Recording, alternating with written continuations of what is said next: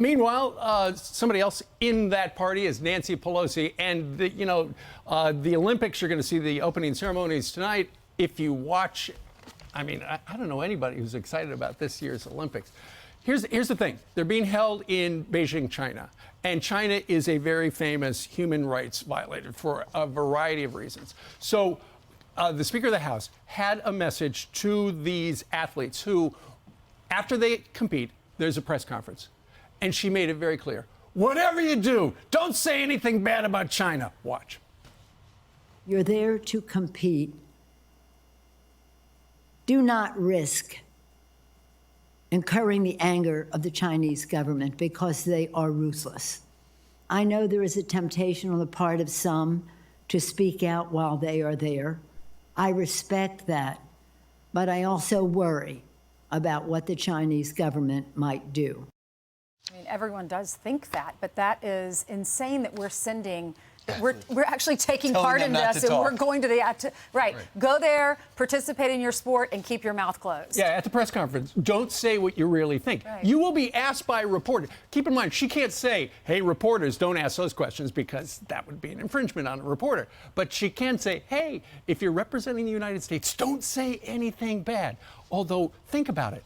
If you're an Olympic athlete, and you are in front of the world's press, that is the #1 time to say something. Because after the Olympics, and that's what they're suggesting, wait till you get home.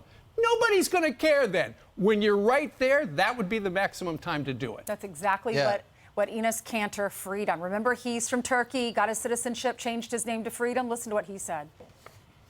I actually did saw that video just 30 minutes ago, and it did broke my heart because, athletes, I feel like, needs to use their platform to bring awareness of what's going on around the world. And obviously, China right now is the biggest human rights abuses in the world. And so I feel like, to all the athletes, my message is, while you're there, take a one or 2 day and visit the concentration camps if you can. See what Tibetans or Hong Kongers are going through. Take another trip to Taiwan, see what democracy means. So when I saw that video, it definitely did break my heart. So yeah, and he was talking about Yao Ming, and he said Yao Ming, the big 7'5" Chinese, former Houston Rocket Chinese national, he came out and he kind of challenged Enes Kanter and then invited him over.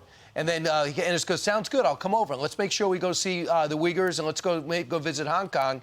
And then he blocked him on Twitter. So I guess then he just called him out as a big man who's actually small. India will skip the opening ceremonies, which start in 5 minutes, because they will not attend because the torchbearer, reportedly chosen by the Chinese authorities, riled up New Delhi's anger. India's foreign affairs spokesperson on Thursday said it was regrettable that the Chinese side had chosen to politicize an event like the Olympics. They actually thought they were going to go to the Olympics and not have it politicized? There's no fans. There's no broadcasting.